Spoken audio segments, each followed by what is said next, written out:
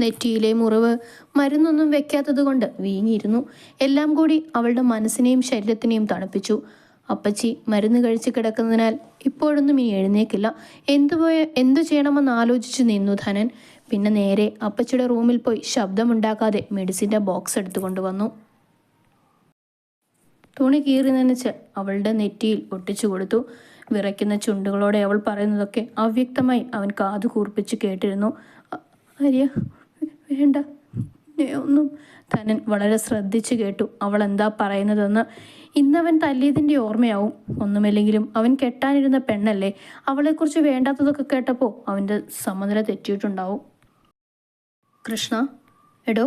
ധനൻ അവളുടെ കവളിൽ കൈവച്ച് തട്ടി ഉണർത്താൻ ശ്രമിച്ചു. ഗൗരി അബോധാവസ്ഥയിൽ അവൻ്റെ കയ്യിൽ പുറുകെ പിടിച്ച് നെഞ്ചോട് ചേർത്തു. അവനൊന്ന് പകച്ചുപോയി. ആര്യ, എന്നെ ഒന്നും ചെയ്യല്ലേ. വീണ്ടും അവളത് പറഞ്ഞപ്പോൾ ധനൻ അവളോട് വാത്സല്യം തോന്നിപ്പോയി. വല്ലാത്തൊരു വേദന ഉള്ളിൽ നിറയുന്നത് പോലെ.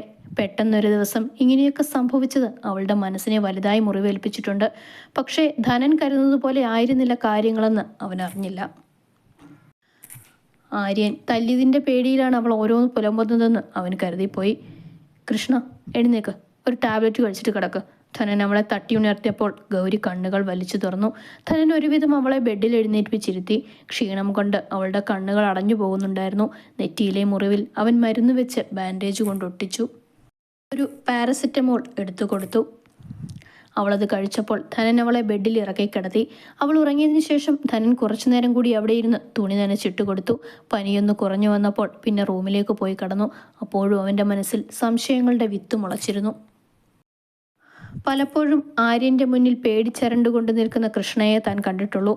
അവനെ കാണുമ്പോൾ, അവൻ അടുത്തു പോകുമ്പോൾ അവൾ ഒഴിഞ്ഞു മാറി നടക്കുകയായിരുന്നു. ഒരിക്കൽ ദേവിയോട് ഇതിനെക്കുറിച്ച് ചോദിച്ചപ്പോൾ അവൾ പറഞ്ഞത് അവൾക്ക് ആര്യനെ ഇഷ്ടമല്ലെന്നും പേടിയാണെന്നുമായിരുന്നു.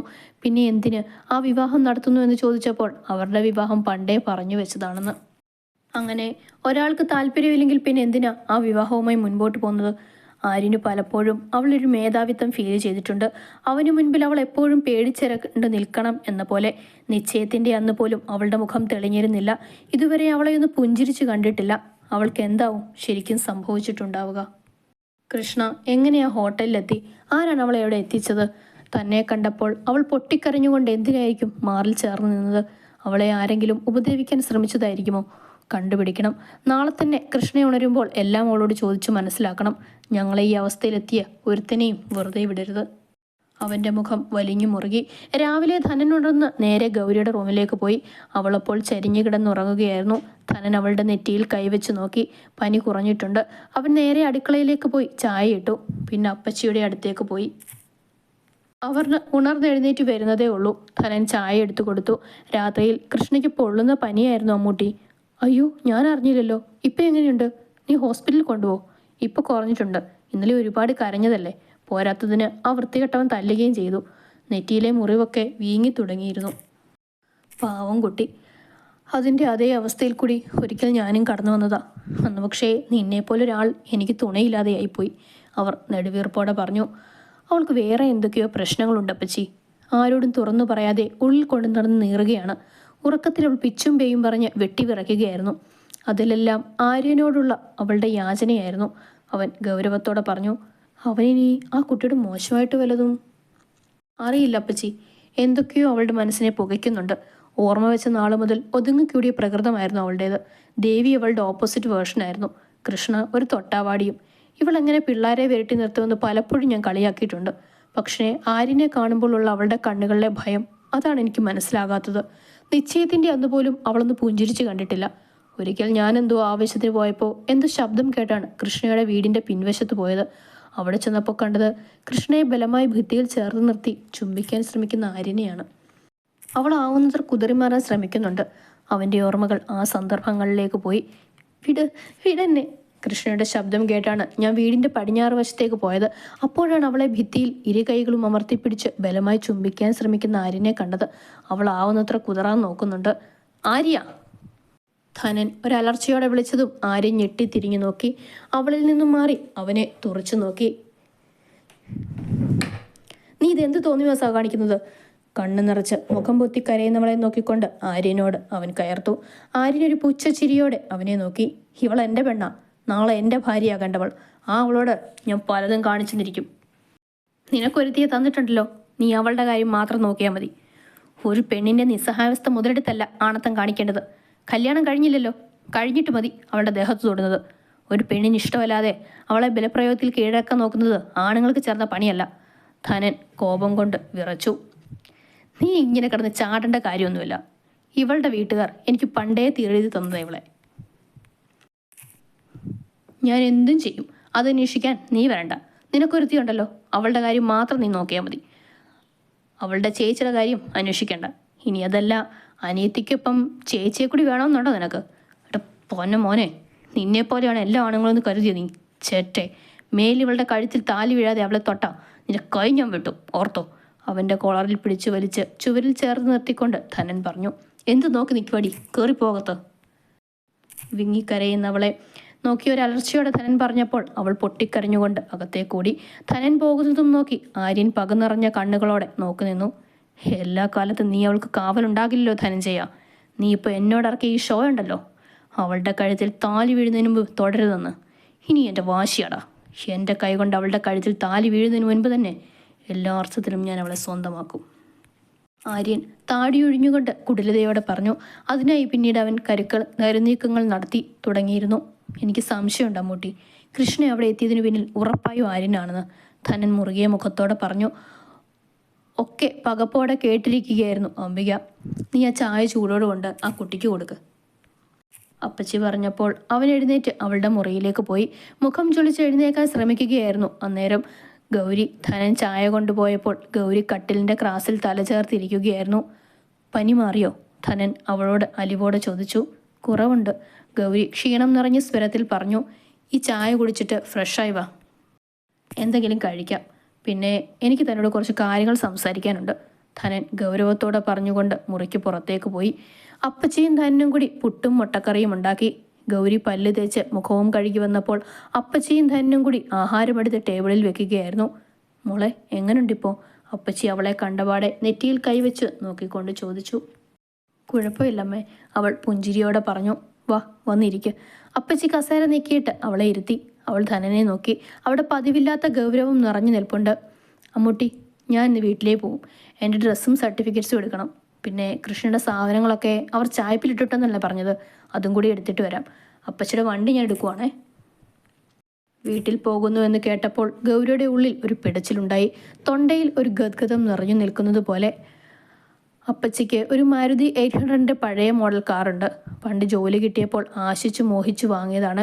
ഇപ്പോഴും നിധി പോലെ അവരിത് സൂക്ഷിച്ചിട്ടുണ്ട്. ഇടയ്ക്ക് ധനൻ വരുമ്പോൾ രണ്ടുപേരും കൂടി എവിടെയെങ്കിലുമൊക്കെ കറങ്ങാൻ പോകും. ധനൻ ഇല്ലാത്തപ്പോൾ അപ്പച്ചി സാധനം വാങ്ങാനൊക്കെ പോകുന്നത് കാറിലാണ്. മോളെ, കഴിച്ചിട്ട് മരുന്ന് കഴിച്ചു പോയി കിടന്നു. നല്ല ക്ഷീണമുണ്ട്.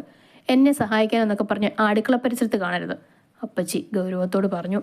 ഗൗരി തലയാട്ടിക്കൊണ്ട് കഴിച്ചു കഴിഞ്ഞ പ്ലേറ്റ് എടുത്തപ്പോൾ അംബിക അവളെ കൂർപ്പിച്ച് നോക്കിയിട്ട് അവിടെ വെക്കാൻ പറഞ്ഞ് റൂമിലേക്ക് ഓടിച്ചു വിട്ടു. അവളൊരു പാരസെറ്റമോൾ എടുത്ത് കഴിച്ച് ബെഡിൽ കിടന്നു. കണ്ണടയ്ക്കുമ്പോഴെല്ലാം കഴിഞ്ഞുപോയ കാര്യങ്ങളാണ് ഓർമ്മ വരുന്നത്. അച്ഛനും അമ്മയും ദേവിയും ഒക്കെ ഇപ്പോൾ എന്ത് ചെയ്യുകയായിരിക്കും? തന്നെ ഓർക്കുന്നുണ്ടാവുമോ? കൺകോണിലൂടെ മിഴിനീർ ഒലിച്ചിറങ്ങി അവൾ കണ്ണുകൾ അടച്ചു കിടന്നു. കൃഷ്ണ, ധനൻ റൂമിലേക്ക് വന്നുകൊണ്ട് വിളിച്ചു. അവൾ എഴുന്നേക്കാൻ ശ്രമിച്ചപ്പോൾ അവൻ അവളെ തടഞ്ഞു. കിടന്നോ, ഞാനിവിടെ ഇരുന്നോളാം. ധനൻ ബെഡിൻ്റെ ഒരറ്റത്തായിരുന്നു.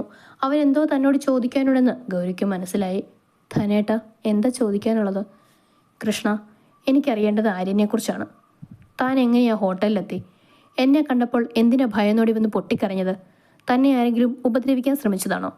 ആര്യൻ്റെ നിരവധി ചോദ്യങ്ങളിൽ ഗൗരി ദീർഘനിശ്വാസത്തോടെ അവനെ നോക്കി. ആരെങ്കിലും അല്ല ധനേട്ടാ, ആര്യൻ തന്നെയാണ്. അവളുടെ വെളിപ്പെടുത്തലിൽ അവൻ പകച്ചുകൊണ്ട് അവളെ നോക്കി. അവൻ നിന്നെ ട്രാപ്പിലാക്കിയതാണോ? പക്ഷെ എന്തിന്? 2 മാസം കൂടിയല്ലേ ഉണ്ടായിരുന്നുള്ളൂ വിവാഹത്തിന്. അയാൾക്ക് എന്നോട് പകയാണ്. ഞാൻ ആദ്യമായി അയാളുടെ കരണത്ത് തല്ലിയതിനുള്ള പക, ആദ്യമായി എതിർത്ത് ചേർത്ത് നിന്നതിലുള്ള പക, ആളുകൾക്ക് മുന്നിൽ തൊലിയുരിഞ്ഞു നിന്നതിൻ്റെ പക. തെളിച്ചു പറയേ, ധനൻ അക്ഷമനായി ചോദിച്ചു. ഗൗരിയുടെ ഓർമ്മകൾ അന്ന് PSC എക്സാമിന് ആര്യൻ കൊണ്ടുപോയ ദിവസത്തിലേക്ക് പോയി. കുപ്പിയിലിരുന്ന വെള്ളവും എടുത്ത് പുറത്തേക്കിറങ്ങി മുഖം കഴുകി. നിനക്ക് വിശക്കുന്നില്ലേ? ഒന്ന് മൂളി അവനെ നോക്കി. കാൽ കയറിയിരിക്കുമ്പോഴും ആര്യൻ്റെ സ്വഭാവത്തിലെ മാറ്റവും ആലോചിക്കുകയായിരുന്നു താൻ. ഹോട്ടൽ സുവർണയ്ക്ക് മുൻപിലാണ് ആര്യൻ്റെ കാർ നിർത്തിയത്. അതൊരു 3 സ്റ്റാർ ഹോട്ടലാണ്. അകാരണമായൊരു ഭയം തന്നെ വിഴുങ്ങുന്നത് ഗൗരി അറിഞ്ഞിരുന്നു.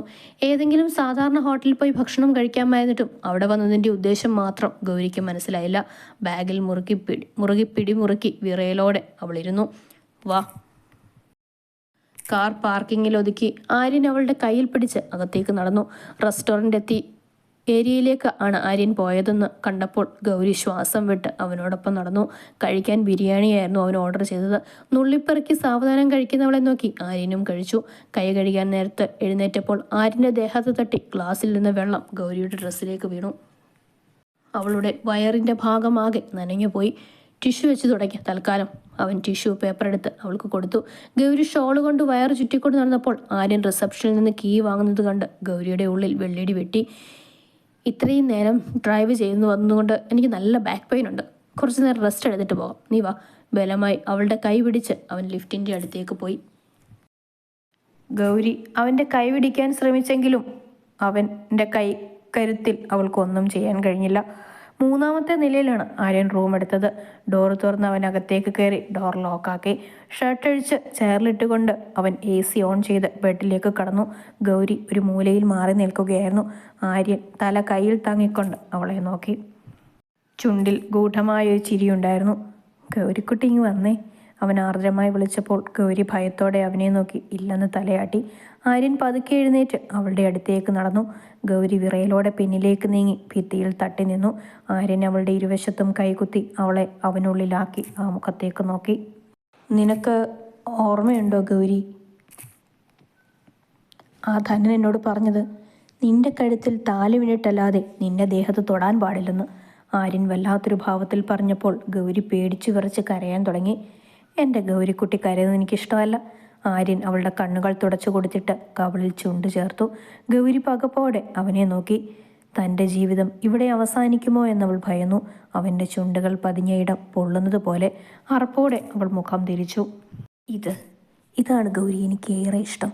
എൻ്റെ സാമീപ്യത്തിൽ നീ ഇങ്ങനെ മാൻകുട്ടിയെപ്പോലെ പേടിച്ച് വിറച്ചു നിൽക്കുന്നത്. എന്നെ കാണുമ്പോൾ നിന്റെ കണ്ണിലുണ്ടാകുന്ന ഭയമുണ്ടല്ലോ, അതാണ് എൻ്റെ ലഹരി. നിന്നെ എനിക്ക് ഈ നിമിഷം തന്നെ സ്വന്തമാക്കാൻ തോന്നുന്നു. വല്ലാത്തൊരു ഭാവത്തിൽ ചുണ്ടുകളിലേക്ക് ചുണ്ടുകൾ അടുപ്പിച്ചു വന്നവനെ ഗൗരി പിടിച്ചു തള്ളി. പിന്നിലേക്ക് ആഞ്ഞുപോയ ആര്യൻ കലിയോടെ അവളുടെ മുടിക്കുത്തിൽ പിടിച്ചുകൊണ്ട് വലത് കവിളിൽ ആഞ്ഞടിച്ചു. നിലതെറ്റി ബെഡിലേക്ക് വീണവളെ കണ്ണിൽ അഗ്നി നിറച്ചതുപോലെ അവൻ നോക്കി. ആര്യ, എന്നെ ഒന്നും ചെയ്യല്ലേ. വിവാഹം കഴിഞ്ഞ് താൻ എന്തു വേണേ ചെയ്തു. എന്നെ കൊന്നു. പക്ഷേ അതിനു മുൻപ് എന്നെ കളങ്കപ്പെടുത്തരുത്. ഗൗരി കൈകൂപ്പിക്കൊണ്ട് അവൻ്റെ കാലിൽ വീണപ്പോൾ ആര്യൻ അവളെ എഴുന്നേൽപ്പിച്ചു. കെട്ടിയാലും ഇല്ലെങ്കിലും നീ എൻ്റേത് മാത്രമാണ് ഗൗരി. നിന്നെ തല്ലാനും കൊല്ലാനും വളർത്താനുമുള്ള അവകാശം നിന്റെ തന്തപ്പടി എനിക്ക് തീരെഴുതി തന്നതാണ്. അതുകൊണ്ട് എനിക്ക് വിധേയയാവുന്നതാണ് നിനക്ക് നല്ലത്. അല്ലെങ്കിൽ നീ ഒരുപാട് വേദനിക്കും ഗൗരി. അവളുടെ കവിളിൽ കുത്തിപ്പിടിച്ചുകൊണ്ട് ചുണ്ടുകൾ നുകർന്ന് ആര്യൻ പറഞ്ഞു. ഗൗരിക്ക് ഓക്കാനിക്കാൻ വന്നു.